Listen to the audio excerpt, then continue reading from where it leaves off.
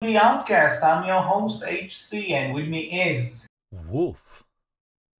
And today, after many delays and many talks about doing it, not doing it, we are finally here. I think you told me you want to do this at least 3 or 4 months ago, if I About when it recall. first came out, I think, yeah. But other Uh, stuff came this before it, this unfortunately. yeah, this came out in March, so because I think you told me that you want to do this around the same time we did the Beastars, if I recall. It was a little bit after that. Like, I think the week we were going to do this is when a new, um, oh, Rescue Riders, the new movie for that, or the new special There came out for was that. there was Rescue Riders, and there was we also wanted to do She-Ra and Wizards. Like there were stuff popped out that we wanted to do first, but now we're here doing BNA or Brand New Animal. Mm-hmm. To those who don't know, it's an anime. It's on Netflix. You can watch it. You can watch the one season now. Interestingly enough, most anime that kind of comes out in general, I notice, is based on a manga first. But in here, apparently, this started out as an anime, and the manga adaptation is soon to follow. So Yes, that's this interesting. was. So Studio Trigger does this a little bit often. They don't do it like super often, but they'll do this more often than not, where a lot of the stuff they create is very much original, right? And this is just kind of another one of Studio Trigger's original things. They've done quite a few different things. If you've heard of them, if the name sounds familiar, they're the people behind Kill la Kill and Little Witch Academia, SS Gridman, Darling in the Franxx, things of that And nature. meanwhile, I know them because they did the opening animation for Shantae and the Seven Silence, but Hmm. They also did nobody cares. Comer. Nobody in this call but me cares about that. So I have not played Shantae. That's not my thing that I've gotten you into. you should, but that's a story for another day. But anyway, we're gonna call this BNA because that's basically how the show refers to itself. Oh yeah, So it's Brand New Animal, but abbreviated BNA. I would like to point out that the Hebrew title for this show is "There is an animal like this." Wait, that's the I don't name? know. That's the name. Really? Yeah. Weird. I think the idea is because in Hebrew these are three words. Mm. These are three-word sentences. So I'm assuming they kind of wanted to get the abbreviation to be kind of the same, Ah. but no, it just it no, doesn't quite work. no. You know what they say? It rolls off the tongue all the way to the dumpster, but that's Mm. another story. On that note, so BNA, you're the one who wanted to do this, so why won't you start non-spoilers thoughts first? Uh, What um, what are your thoughts? I I watched the show when it first came out, and I loved it. I enjoyed it. I fell in love instantly with it. It's very much overly cute and overly adorable, and very much over the top in a lot of ways too, and a little bit zany, right? More or less, Studio Trigger's kind of MO, right? Either overly cute and overly adorable, or very much over the top ridiculousness. Like, I've recommended people when I would recommend BNA, I would say it was a mix of Kill la Kill and Little Witch Academia, and I don't think that's too far off the mark. However, I don't necessarily think BNA is an amazing show. I loved it, enjoyed my time with it. I loved it and enjoyed, bleh. I loved it and enjoyed my time with it most certainly, but that doesn't necessarily mean it's a great show. I think it's decent, fun, enjoyable, and more or less good, but I do think there's better out there. And I'll get into why when we get into more spoiler stuff. Because Okay, I have something so interesting that occurred to me on a second rewatch for doing this recording. And I'm curious what you'll think and what others will think too when I bring it up. let me ask you one thing: Hmm. is this show like popular? Like, is this something that caught on or something? I don't think so. I think it's had its niche, like B stars. B stars, is probably more like So the thing with Studio Trigger is, don't expect this to get a second season. If it does, I would be surprised because Studio Trigger is very much, oftentimes they'll do these original works, and it's rare for their original works to get a second season. Like, they're very much, I guess you'd say, one and done. Like, hey, we did this. Here's this world. Here's these characters. Have fun with it. That's it. So here's the thing. I'm glad that there's apparently not a huge following as far as you're aware, because I am probably not going to annoy that many people when saying I didn't really like it. Don't get me wrong, it's not awful by any means. It's Mhm. not a bad show. I would definitely say, and I did finish it, but at the same time, there are so many. I don't want to say tropes, but the show feels very convenient and like a bit too. I don't even know how to describe this. Like there's something about it that as a writer, I'm just like, wait, when actually do we stop? When do we actually stop and establish some sort of rules or explanation to what we see? Because Yeah. you're creating this world, which I think you brought us up when you talked to me about Zootopia, and I can say, okay, I get it, but at the same time, Zootopia had rules. Zootopia had a guideline to follow through. Same with Beastars, for that matter. Hmm. You know, there are rules to how this world works, and in a fantasy show like this is important, especially when you create a world. You need to know it better than anyone else, and it's not necessarily a problem of the more I think about it. These are questions that are being brought up as I'm watching the show, Hmm. and that's a bit of and honestly, with the exception of what's her name, Michiru, Hmm. the main character, I didn't really care for all the characters in this. Like, she's cool, she's cute, I like her design, but everyone else, I don't know. Yeah, Again, not a terrible show if you're looking for like a time killer that you can kind of get done in an afternoon or something. Then I'd say go for it. I won't. It won't be a waste of your time. You can get something out of it, but at the same time, there are better options out there. Like, I would recommend Beastars before this. I would recommend other shows before this, but mhm. that's just me. I guess we'll get into it more in spoilers because I'm curious to hear what rules you might have had issues with, or what you think should have been denoted as rules and things that should have been followed that weren't. I'm curious to hear what you have to think, but I do agree. Right, the show kind of comes in, says, here's all this stuff, and kind of follows it to a degree, and then kind of doesn't. Let me ask you this though. For me, right, like, if we never I think BNA is a series that could have done with more eps. Would you agree or disagree? Like, with more With episodes. with more what? With more episodes. You know what? I would say no. You think so? I think it suffers from being too short, personally. I think, right, that 12 episodes isn't enough for the show. I think it needs more episodes to explore some of the things it puts forward. I will say that I was surprised that it's just 12 instead of the usual Netflix 13.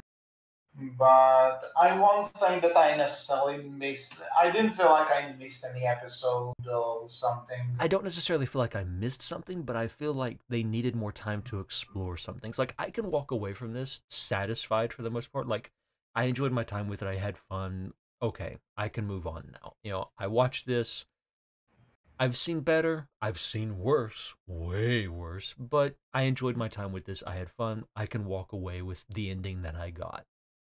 None of it's perfect, Yeah, but it's good enough.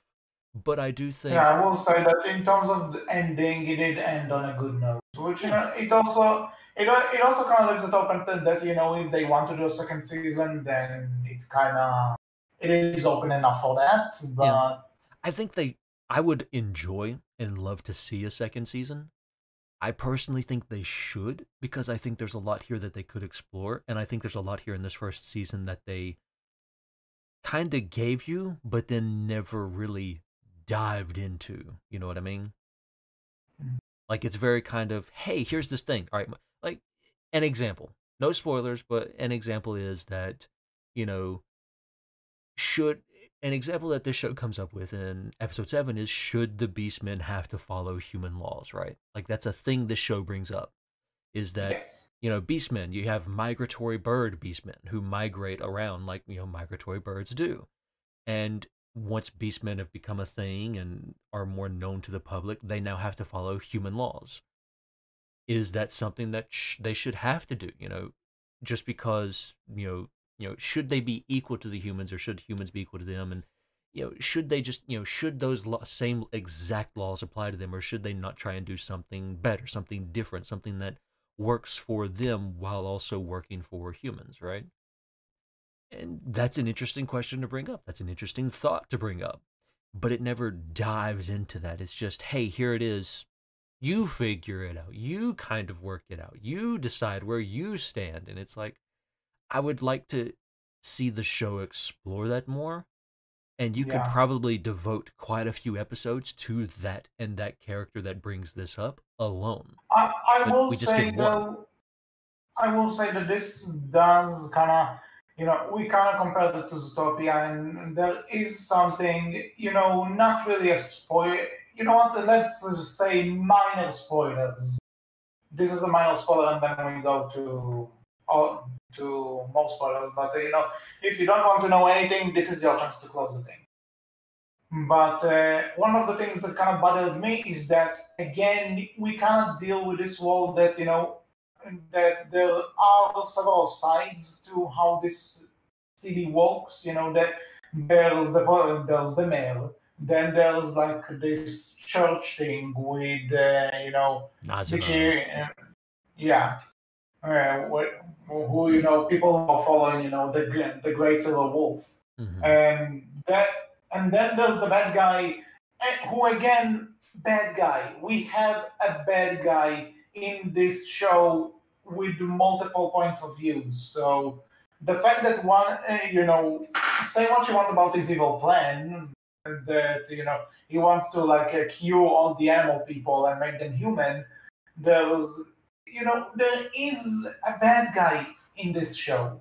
Why is there a bad guy on a topic that, for all intents and purposes, is political? So I want to bring something up. Are we in the spoiler section yet, or would you Yeah, just this like is the to? spoiler Okay, section. all right, then yeah. Spoilers from here on out, if you hadn't figured it already. I want to bring something up to you because I recommended this. I don't know if I recommended it to you based on this, but I did recommend it to a few others based on the idea of, hey, it kind of tackles that idea of racism and, race and things of that nature, right? On this second watch through, I think that's the wrong way to come into this. I On the second watch through, right? I kind of get the sense that while there is some stuff there of, racism and things like that, I think this is more akin to, and I think this outright pulls more from the LGBT community, because I want to point out the our main villain's plan is to cure beastmen by making them normal humans, right? To basically, say, hey, they can no longer turn into beastmen. They can no longer be beastmen. They can't be who they are. They have to be normal humans now by force. Yes. Going back to the LGBT community, where a lot of people have tried to cure them, right, of who they are by force, by doing different things with Yeah. drugs or what have you. But not just that, you have our main character have a speech at the very end, facing off against the main villain a little bit about how it doesn't matter if she's a girl, if she's a beast man, or if she's human. She should be able to decide who she wants to be and what she is on her own terms when she decides, right? You have stuff like that.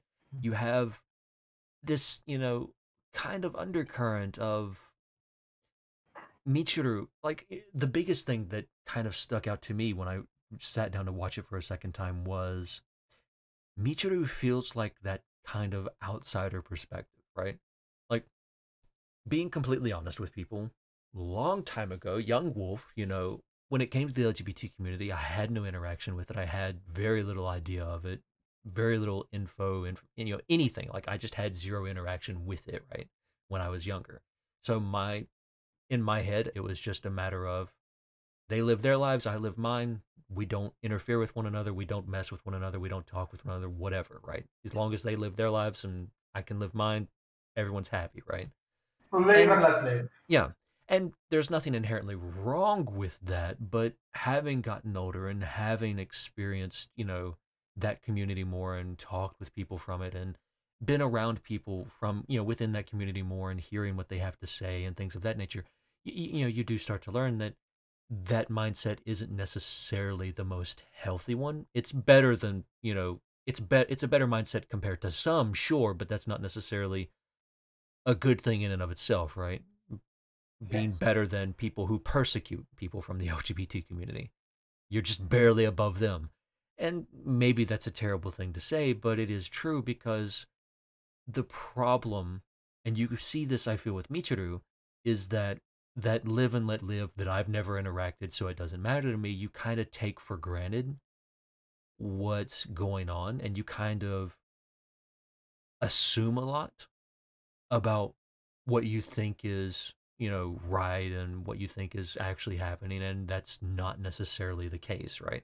Like you can be wrong, and it's not an ignorance born out of malice, it's an ignorance born out of just ignorance. Like, again, you're not being that way to be mean or because you hate, LGBT people. You're being that way because you just don't know, because you've just not had that interaction. You've just not had that, you know, introduction and being around them to learn those different things that you should know or that you need to know, right? And I feel like that's what they try to do with Michiru because she kind of comes in with viewing, herself becoming she was a human, she became a beast man, and she kind of used it as a disease, and she's trying to figure out where she stands on it and who she is and what she is, right? And I find that interesting when you look at it from the perspective of the LGBT community. When you do so, I feel like it starts to make more sense. But there is a rub.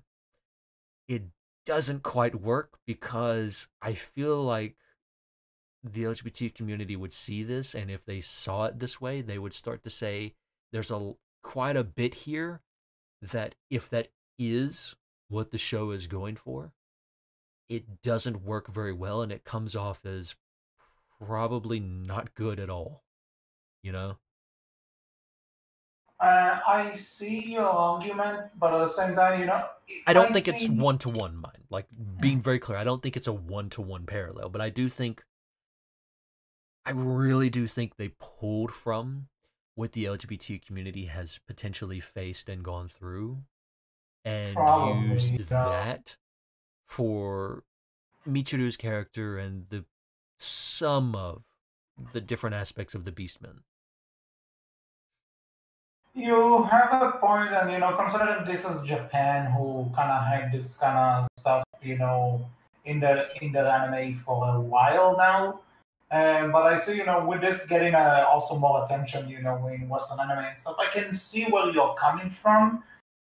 But I would say that this isn't necessarily just. I mean, it obviously can be directed towards it, but it's sort Mm-hmm. of just the idea of being a part of society, and if being different than the norm is good or not. It That's could also true. be seen as that, and That's absolutely there true. are other ways to being different. Absolutely true. And again, it could be me reading way too much into it, but it's just the way it kind of it definitely takes that. It feels way less about the idea of race or racism. It feels like that's not the angle they take with this. And I think if you come into it expecting that kind of angle, you're going to come away enjoying it much less. I think it very much is the angle of you know being different at the very least being different and figuring out who you are and where you fit within society and things of that nature. Can that be likened to the LGBT community? Yes. Does that mean it is? No, I cannot say that. I'm not someone who worked on the show. This is just my opinion that I feel it takes quite a bit from that. I can see though how people can make these connections. Okay, not sure how much of a popular take this is gonna be, but it's kind of like how people treated "Let It Go" as a coming out song.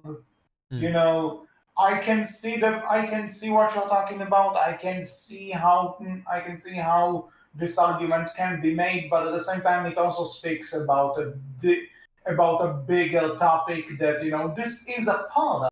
Granted, but I'm not sure I think it's more the bigger picture rather than this specific part of it. that's fair.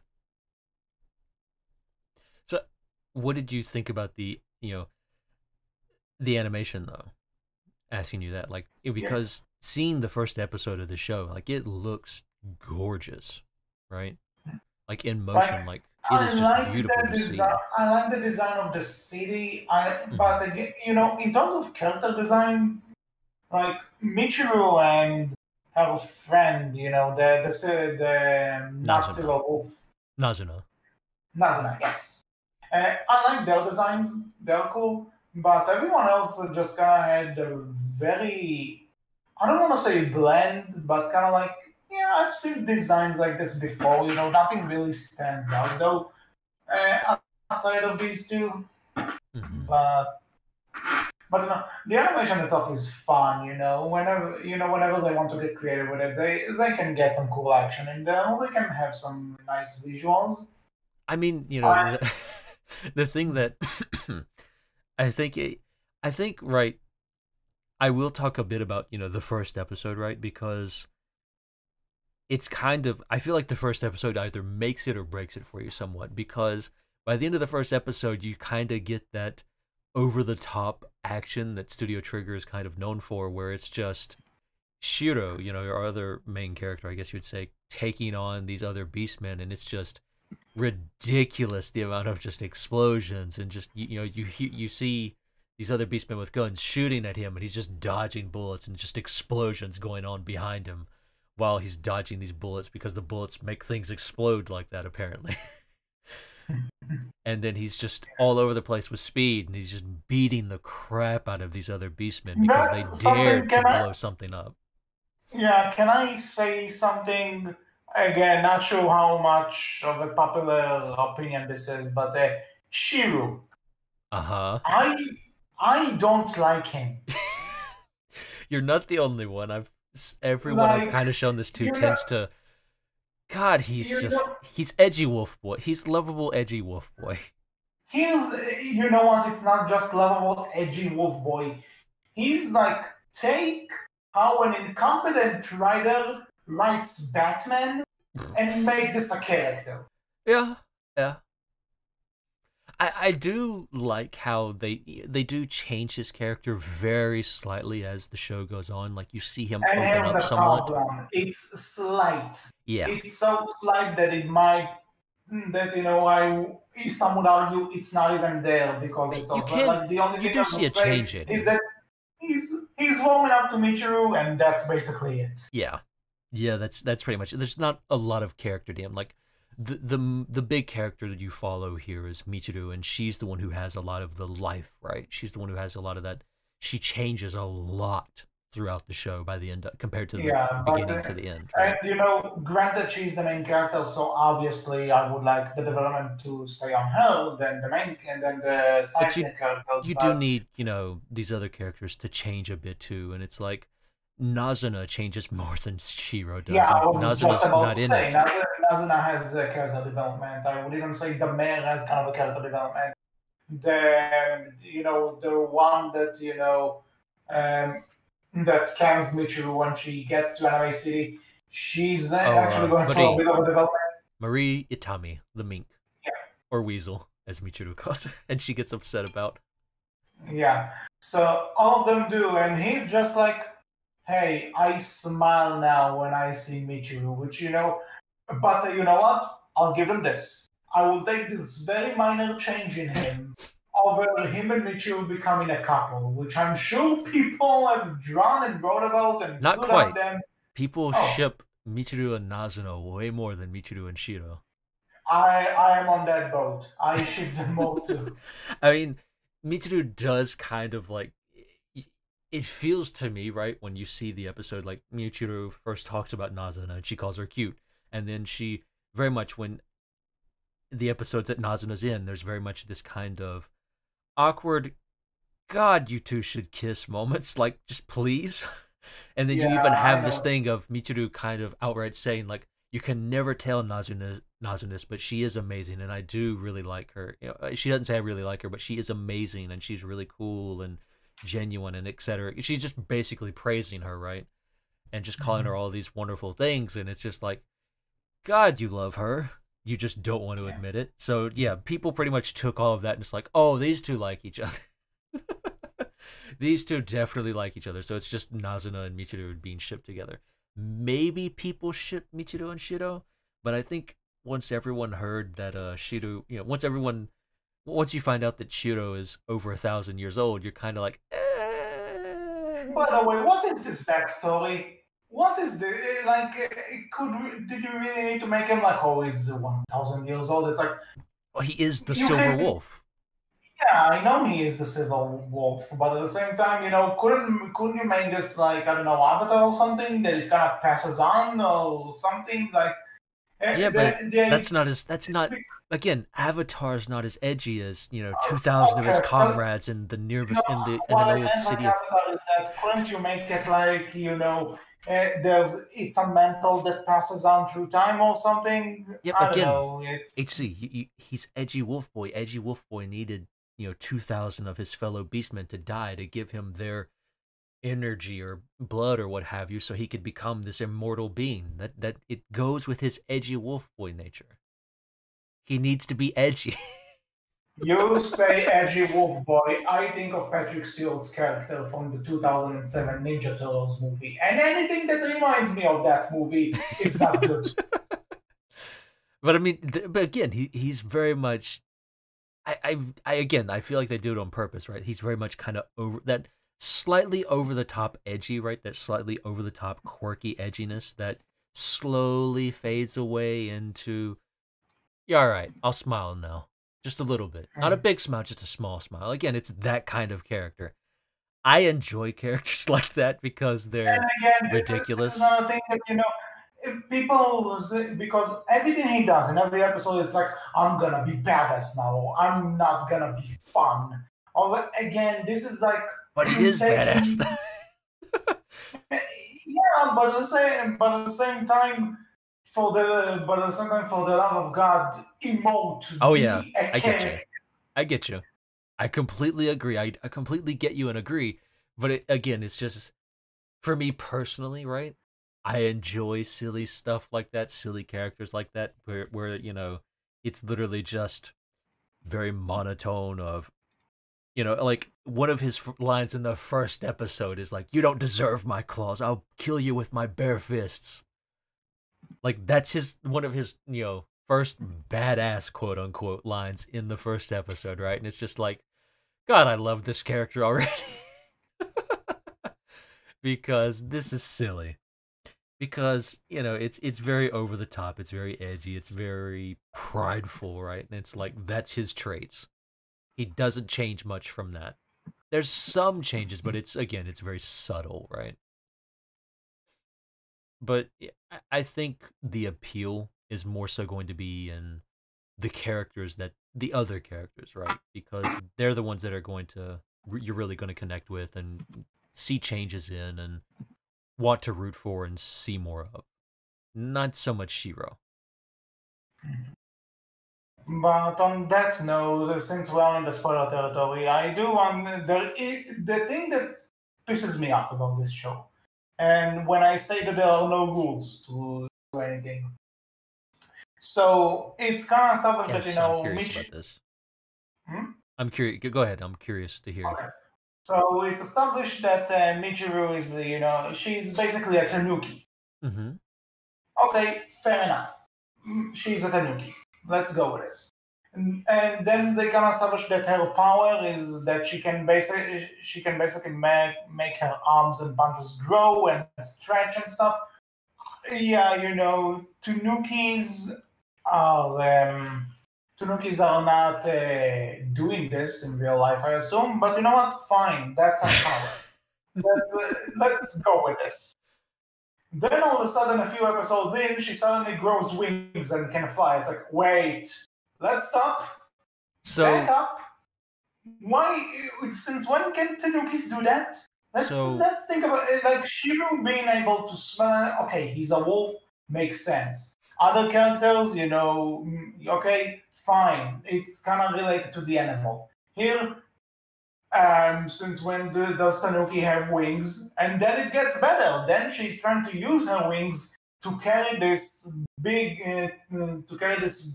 thing they're fighting into an unpopulated area. And she's like, "Oh, my wings are small enough. Oh, now my wings are big. I can carry them now." And then all of a sudden she sees, like, I think it's Nazme that gets kidnapped. Okay, I need to find the car. She suddenly has super speed. What is it? Is it like?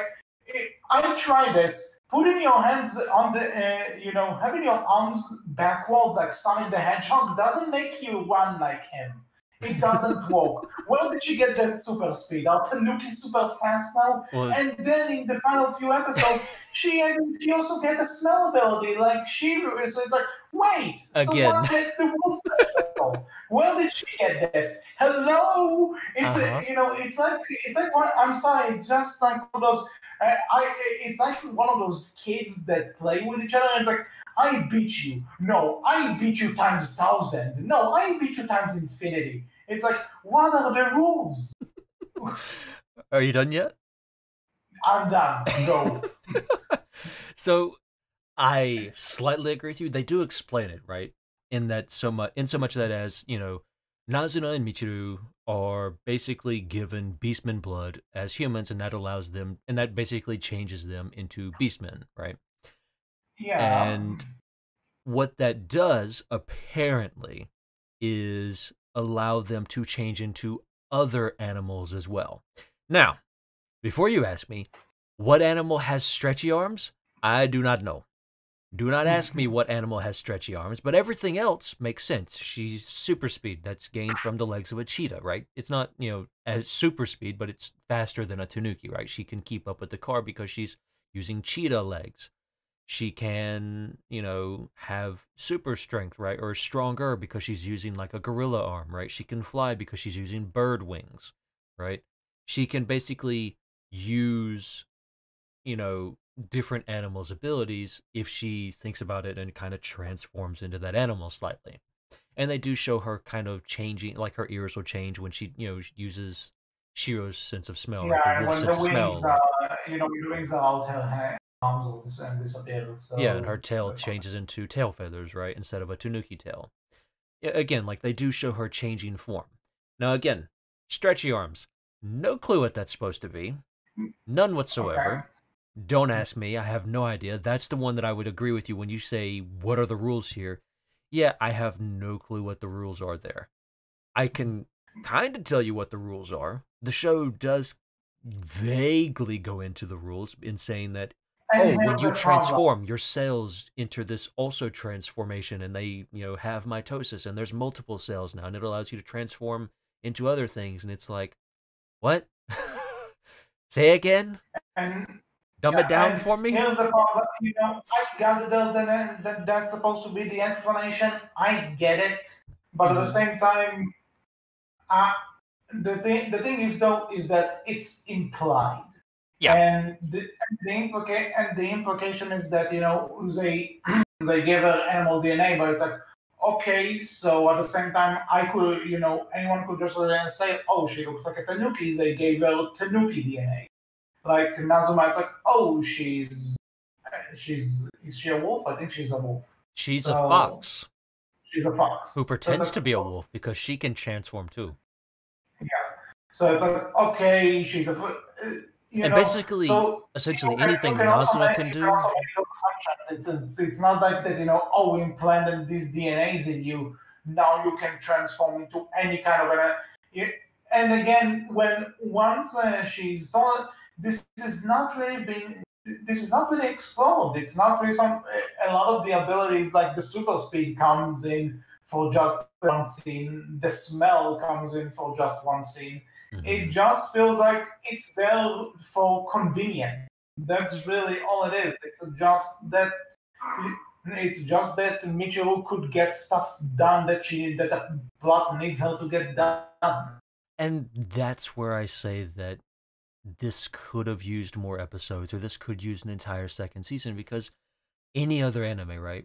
We would have had quite a few episodes devoted to Michiru experimenting with her powers and trying to work with them and figure them out. And this one, we get like one episode of her kind of experimenting in trying to turn into a human and figure out how, the beastman form works, and her powers work a little bit, but it's very quickly sidetracked, right? Like that episode is episode 4, I believe, where we meet, Nina Flip, the daughter of Flip, the head of the family, the gang in the Anima Yeah. City, the Beastman City. Well, they go to the party, yeah. And, we see Michiru at the beginning of the episode trying to figure out some of her powers and how to become human again, right? And how to change to her human form.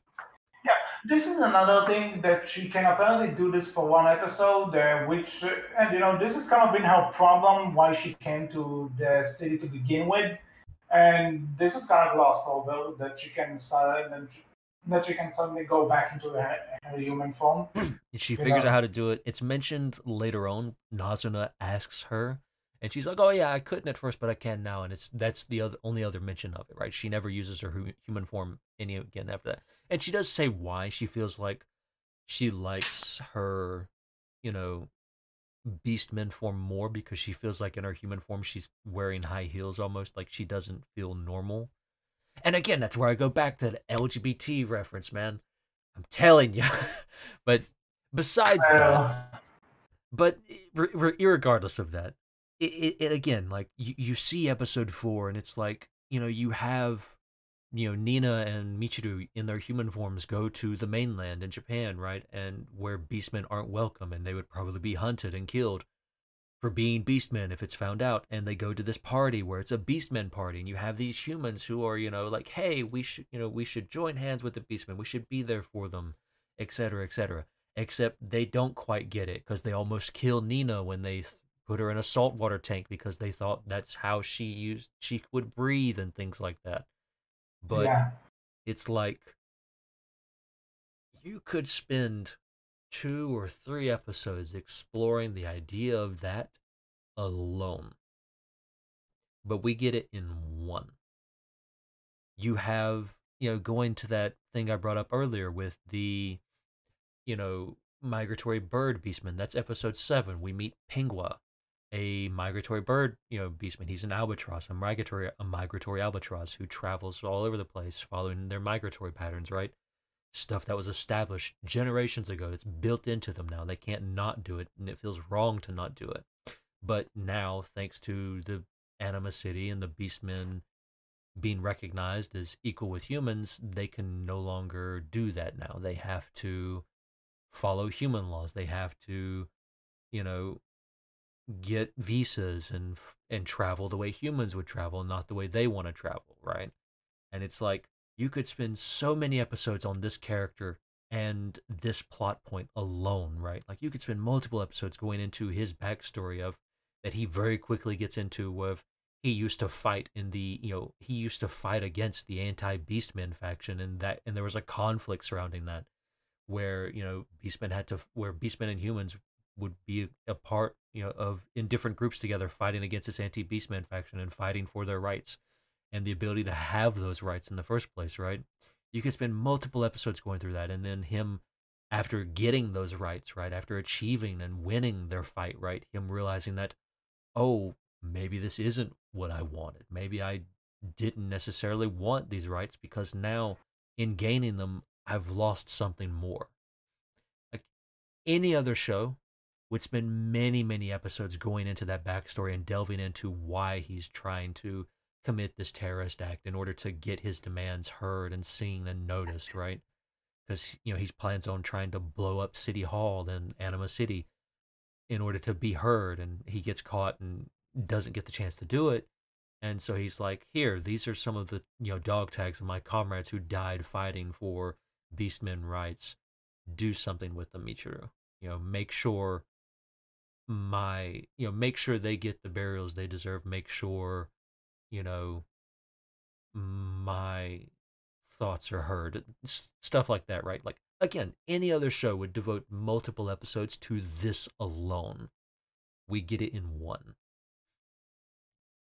And that's where I think the problem of this show comes from, because you have really interesting stuff like this. For a second. Yeah, sure. Speaking of backstories and stuff that I'll drop, I do want to point out that, it is brought up that Michiru ran away from home as soon as she, got her disease, quote unquote. And it's like, we see that she left a note for her parents. This disappears. Like, nothing of this ever comes back. And, there's also the entire thing that Nazuma was actually kidnapped and, Michiru saw her being kidnapped. And it's like, this is never brought up again. What about her parents? What about their parents, honestly? Like, no one really addresses it. It's one of those that I say it's a backstory for the sake of a backstory. It doesn't really. It's you said it earlier. You could have taken it. It's implied. This out. Again, you said it earlier, right? It's implied. Like, you're given just enough to understand. Like, this is probably what happened. You're given just enough to have an implication of what they might think or what might be going on with Nazuna's parents, right? Like, you're given just enough implication to know that, oh, Sylvasta probably told them what's going on, right? Or gave them a lie, something. Like, that's the implication, right? That's Nazuna. For Michiru, who knows? They don't imply too much there other than, I guess they think she's all right and okay, and that's kind of it. Again, there's an implication given, but that's it. It's really not much at all. And again, that's where I come back to just, I really don't feel 12 episodes is enough for this show. I feel like, Studio Trigger loves doing their original works, and they love doing small stuff, not, larger, drawn out stuff, and they don't generally go back to stuff and add more to it. And I feel like that's where this hurts them, right? In a show like this, you need more of that setup, I feel, and you need that longer runtime and those more episodes in order to really dive into more of what you might be trying to or want to do with this and where you want to take it, and so the audience can get into it more themselves as well. One episode just isn't enough to do a lot of these things in, and 12 definitely wasn't. I still think, and I think that's probably one of BNA's strengths, actually, that they still, despite not having enough, they make it feel like it was still fun and enjoyable to watch, right? At least to me. I would agree at the start. Because I did enjoy my time with it. I did enjoy the first few episodes, but I think as soon as I got halfway through the show, this is where my problems start. Because this is the point where the show becomes, as I described, convenient. Yeah. So I have to ask about our ending. What did you think about our kind of twist reveal on the villain of, oh, he's actually a beastman himself? Side comment. I saw so many stories with that. Oh, this guy has a prejudice against, only because he is like the things he's prejudiced against, and then also that they turned him into this golden wolf with the three hands. It's like, and that can actually shoot lasers out of it. So, what is this? What is this, Ghidorah? Am I watching Godzilla and nobody told me? What is this? So they give an explanation very quickly of that he is a pure-blooded beastman, and because he is pure-blooded... So again, I win times infinity. That's the Again, you're not wrong. And I think, right, that they probably don't, that the show's creators probably don't care too much, that they have this world, they wanted to do something with it, and they did. They probably had some stuff figured out, and they're like, let's make a thing with what we have figured out and run with that. And that's what they did. And they didn't really give too much thought to the why or how. But again, like, I have to sit back and say, at least for me, I think it does show some strength that it's still, even though once you kind of dive into it a bit more, it's kind of like, well, hang on a second. Well, what about, okay, but what about, aren't you forgetting? It's a lot of that, but it's still That's not the enjoyable enough problem. to watch. I think it's one of those problems that it feels like they just went with the first draft on every episode. Mm. And that's probably the case. Maybe that is the case. I don't know. But it's still fun enough, I feel. But it's definitely don't get me imperfect. wrong. If you're not like, again, keep in mind that I'm publicist, film major, writer. I like to Oh think yeah. I like to think my writing through on this kind of stuff. So when something, and sometimes I miss little plot holes, or there are some things I can forgive and stuff. Here it's just the faults were very jarring when I Mm. sat down and saw this, and stuff just kept popping up, and I'm like, if it takes me out of the show, it's a problem. That's completely fair. Question for you. Yes. Comparing this to Zootopia and Beastmen. Beastmen. Comparing So, this to Zootopia and Beastars. yes. Thoughts? Like, do you think this could compare in any way? Do you think this is vastly different? Let's say the comparisons are very much in place to set up, especially this. I think this can connect to Zootopia in a way that Beastars doesn't, which is the entire, because it is kind of brought up in the entire idea that there is kind of an quote unquote antidote to animals going savage, if you know what I mean. Mm-hmm. So there's this entire thing that there is something controlling, there is something triggering the animals going wild. There is something that control, and like I said, they both have kind of this problem that we beat a bad guy, racism is now over. But On this, it's not so racism, it's bigotry, yeah, you know what I mean. but also racism. Like It's I think both. Yeah, Maybe. I would say, well, on the other hand, Beastars is more taking the genre, let's call it that, taking the idea and doing something very new and doing something new and put their own spin on it. Because Beastars is like is focusing more, but it's not much about racism, but how can the two sides of the spectrum can coexist, Mm-hmm. and is there actual risk with the two sides actually coexisting with each other? And while Zootopia and this are more like they can, but let's just make sure no one is a dick and would actually allow it. Which is fair. I do think BNA sits in an interesting position where it's humans do exist in that world, right? It's more often than not just, oh, it's anthropomorphic animals. And this one, it's humans and beastmen who can become humans but also have a I will beast say form. something though. I will say something though that if you want to introduce kids to that concept, and you can show them Zootopia for enter reason here, then BNA is obviously a better choice for kids than Beastars. But if you're over the age of 18, Beastars. I would probably, if you can't show them Zootopia, you probably wouldn't be able to show them this. It's a bit. I think it's rated PG, is it not? I think, but I also but keep in mind that Japanese kids are like can take a lot more than most of the other world kids, like you can Yeah. show them blood. They're used to this. I think any kid can really deal with blood, and that's probably about the most you'll have to deal with this. Like little HC had some problem with go. That's fair.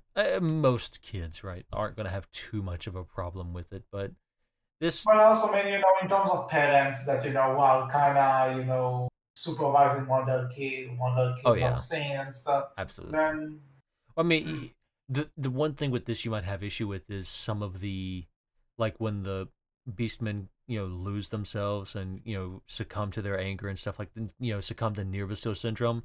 Some of those designs are very creepy. Like you might have little kids start to cry at that yeah, like because that's a bit I much. will say that the final few episodes where all of the beastmen are like transforming into these abominations. Yeah, this is and there is actually one part that I actually kind of got me to laugh earlier on, where Michiru and Shiru are fighting that the first Berserk beastmen, and they take him to that warehouse, and Shiru gets beaten up so much, and Michiru is like, "Oh no, you okay?" And he's like, you know, his entire belly is bleeding, like he Oh, has a it's just hole. he's a hole, it's a hole straight through him, just a giant hole, and his chest and stomach is just gone. Yeah, That might be a and little it's bit like intense for a little kid too. I saw this and like, and kids or not, I just saw that one. I was laughing because like, I'm okay. It's like the thing I thought about it is the Monty Python and the Holy Grail with the Black Knight. It's like it's not a scratch. I can I handle didn't think this. of that, but now oh god, you've ruined that scene now. You ruined that scene. Just a scratch. Just overlay that audio from Monty Python over that scene, somebody, and then Yeah, you've hit someone who gold. Meme gold. who is not me, go do this silent, please. Oh my god. Yeah, so he gets it, and then it's like, oh, it's just a flesh wound, and then we found out that he's the Silver's wolf, which Yeah, surprise, surprise, Unlike the Black Knight, he actually wins his fight. The Black Knight's kind of just a stands there, well, somehow keeps existing. he doesn't really stand anymore. Yeah, but he lumps. He loves you. um, favorite character. I'm I guess curious. I guess nature. That's fair.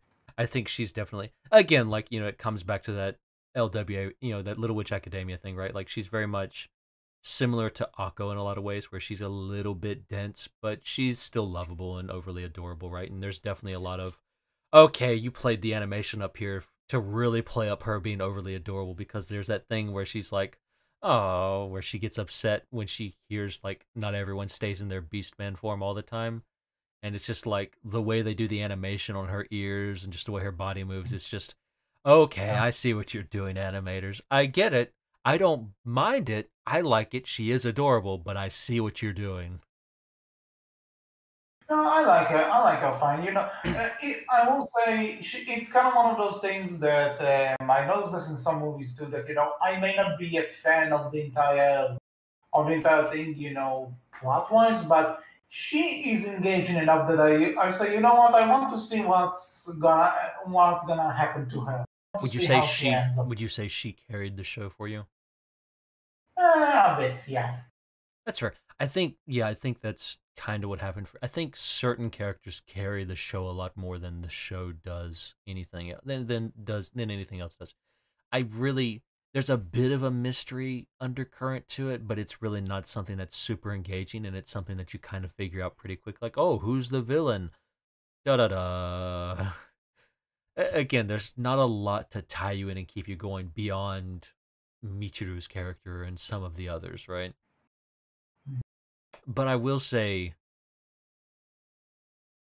I get why people ship Nazuna and Michiru, absolutely, but But yeah, I see this. I can see why. but those two would have a lot to work on for their relationship, because Nazuna is, at least when the first episode she's introduced, she is a fucking asshole, absolute asshole. like But the show that's manipulative I will asshole. say this is the thing about her development though, that she starts off as such, but then this is another thing I can say. I would like to see if they don't do a second season, then maybe a fan fiction writer that's talented enough can Oh, actually sure. work this out. Oh, absolutely. I, Again, I don't you think it was know, bad. It's just I think it's a good thing that they got me to hate her so much, but I don't feel I saw enough of her changing to really be 100% saying, like, yeah, those two definitely care about one another, right? Like, those two definitely trust and care about one another and would be there for one another. Nazuna needs a bit more work.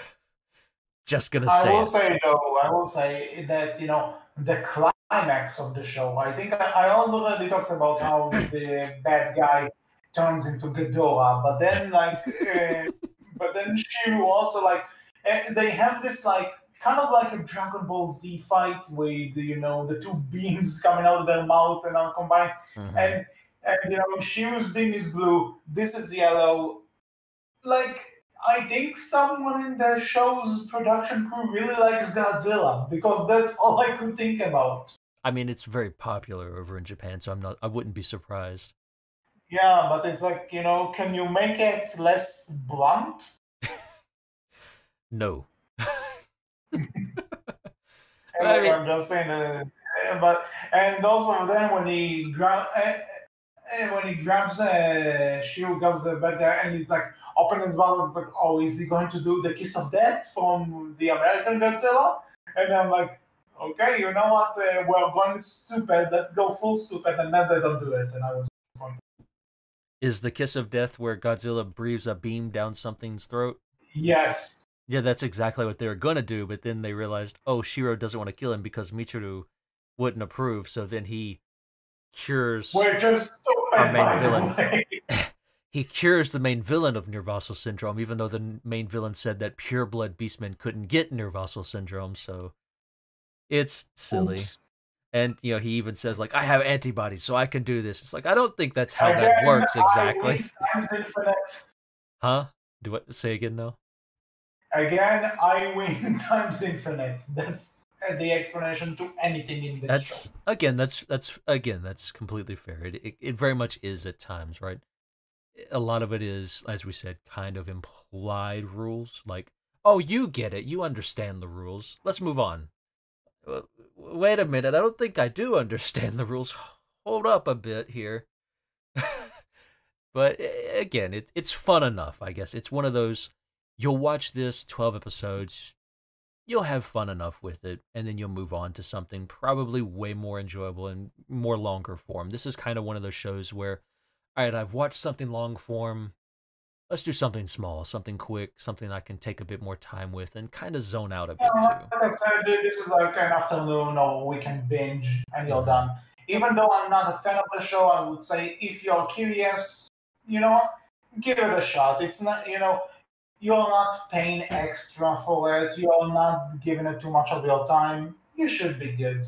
If you're a fan of Studio Trigger, you'll like this. If you enjoyed things like Kill la Kill or Promare or Little Witch Academia, you'll find some enjoyment here too. Like you'll find a little bit of Little Witch Academia and a little bit of Kill la Kill. Like you'll find both of those kind of mixed here. I don't know if the mix works perfect, but it's still enjoyable enough, I feel. Or So, anything else? no, I think that's all for BNA. So this is all for this episode of the Outcast. We hope you enjoyed. What do you think about BNA? Should there be a season two? Did you like it? Did you not like it? You can tell us all about that in the comment section below. On our Tumblr, which is Belcast Team, on our Twitter, which is Belcast with capital B, capital C. And that's pretty much it. So until next time, I was HC. And I was Wolf. And we will talk to you all next time. Take care. Bye bye.